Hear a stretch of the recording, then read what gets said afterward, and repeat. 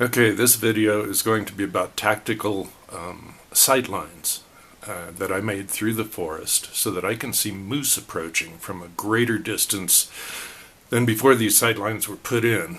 This area right here between these wood piles is a major thoroughfare. This is the choke point in several moose pathways that come from south of the cabin and uphill where they spend the evening, and down to their daytime wading places where they get cool in the beaver ponds.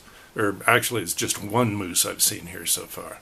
Anyway, this is July 27, Thursday, 2017. There's one pathway over this wood pile that got cut. It goes clear down to the old railroad bed, as does this one. This one I widened and also cut the tops off a couple little trees so that you can see clear down to the beaver ponds there in the furthest ground distance. And again, it's past the old railroad bed. And then this one over here, over these other wood piles, I've seen moose walking up there. And the moose will also walk back in there, but that's for probably a little bit later in this one. So from the kitchen, you can look out here and see if there's a moose approaching or imminent. And then as you walk out the front door, you can stop right here and check again down these sight lines.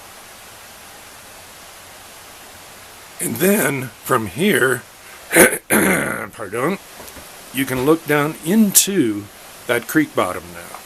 I limbed those trees up, as you can see. I created a big hole in the trees here. This is also an escape hatch.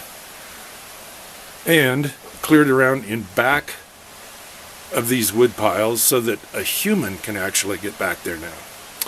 So, from there, you step out front here and again stop. Look south to your right, and you can see an orange tag down there. That's 32 yards away. And I have cleared a scallop out of the trees here because that is where the moose walk, almost invariably.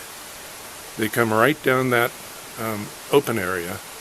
Sometimes they will cross the creek over to here and go down the far side of the mill, and you can see them right through there because I limbed this tree up. Also, to stop any hiding place back in here, I took all the limbs off the bottom of this tree as well.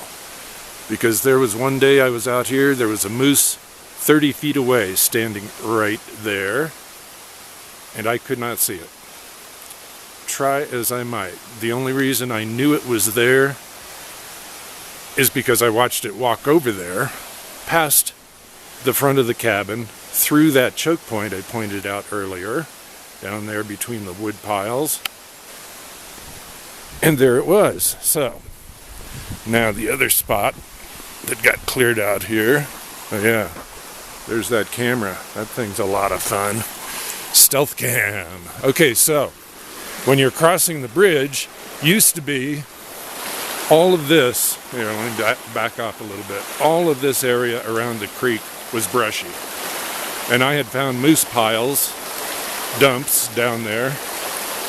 So I know the moose hung out down there, and you could not see it from this bridge. So, cleared all of this out. So now a human can get through there easily. I put holes in this vine maple.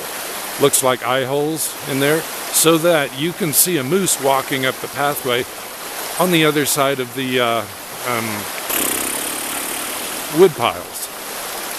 So, as you walk back in here, instead of being surprised by a moose coming around the wood pile, there, your only safety hatch is there, and a moose standing there, and all of this was just a solid bank of brush and trees that a human could not get through. You are stuck. There's no way you're getting in that door past a moose, or very little. So, I cut a bolt hole right here so that a human can get down into that creek bottom, run around the back of this vine maple, or take a left and run back into the brush that the moose cannot get through. And you have wood piles to hide behind as well. Much safer, much more rational, much more small, human-sized mammal friendly. So, much more open.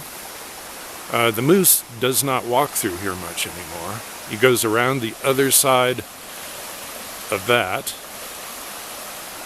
And I've also seen him come around the back side here because I opened this up. So it's safer for humans, better for moose. They don't need contact with humans. And this guy and I have come to a relationship where we look at each other and then we go on our merry way. It's a lot of fun.